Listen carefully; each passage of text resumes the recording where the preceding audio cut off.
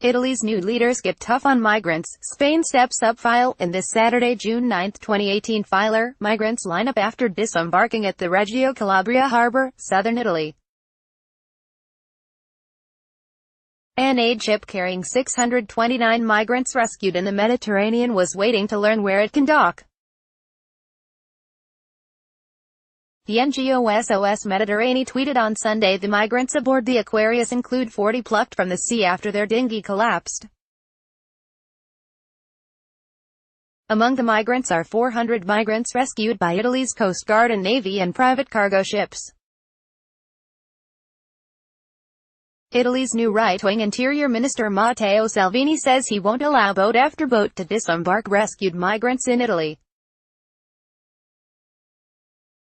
Marco Costantino, ANSA via AP, file, Rome, AP, Italy's new, Italian's first, government claimed victory Monday when the Spanish Prime Minister offered safe harbor to a private rescue ship after Italy and Malta refused to allow it permission to disembark its 629 migrant passengers in their ports. The Aquarius, a rescue vessel operated by aid group SOS Mediterranean, has been stuck in the Mediterranean Sea since Saturday, when Italy refused its crew permission to dock and demanded that Malta do so. Malta refused on Sunday. Spain's new socialist prime minister, Pedro Sánchez, stepped in Monday, ordering authorities in Valencia to prepare for the ship's arrival. "It's our duty to avoid a humanitarian catastrophe and offer a secure port for these people," Sanchez said. Both the ship and its passengers were caught up in a political dispute that might not have happened weeks ago. One of the coalition partners in the populist government that took over in Italy on June 1, the right-wing League, promised voters other European Union countries would be made to share the burden of caring for asylum seekers who set out for Europe on unseaworthy smugglers' boats.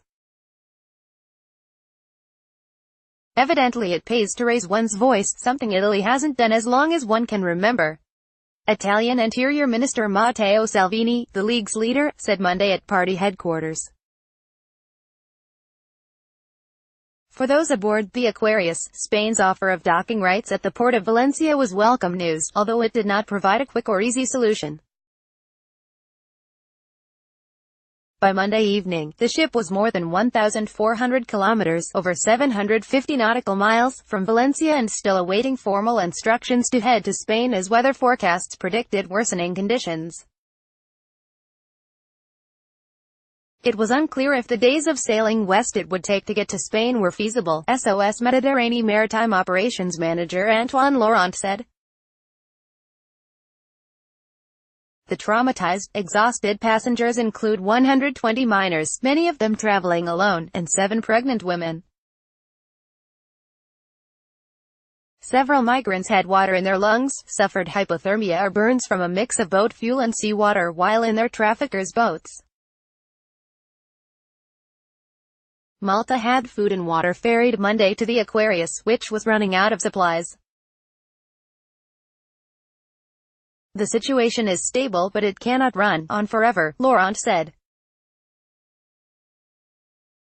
A doctor aboard the ship, David Bevers-Lewis, said one passenger had to be revived after he was rescued. "All the survivors are exhausted and dehydrated because they spend many hours adrift in these boats," he said. Even as the Aquarius crew grappled with the logistics, Italy vowed to block other rescue boats, including the Dutch-flagged Sea-Watch 3, another aid group's boat. Like the Aquarius, the Sea-Watch 3 rescued migrants in the waters off Libya, where human smugglers are based, and asylum hopefuls have reported torture, beatings, rape and scarce rations in migrant detention centers. Little changes if the boat is called Aquarius or Sea-Watch 3, Salvini, the Interior Minister, said. "We want to put an end to this traffic in human beings. And, so, as we have raised the problem for the Aquarius, we'll do it for all the other boats."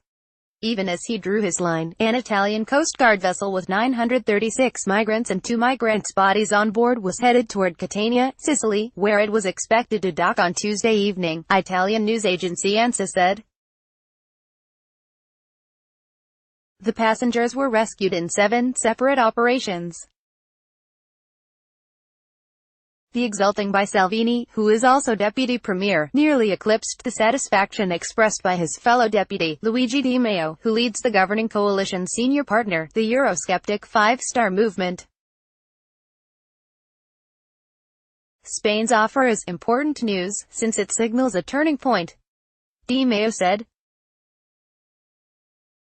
The vast majority of the people traveling on the Aquarius 400 were rescued by Italian Coast Guard and Navy vessels as well as cargo ships in the waters off Libya.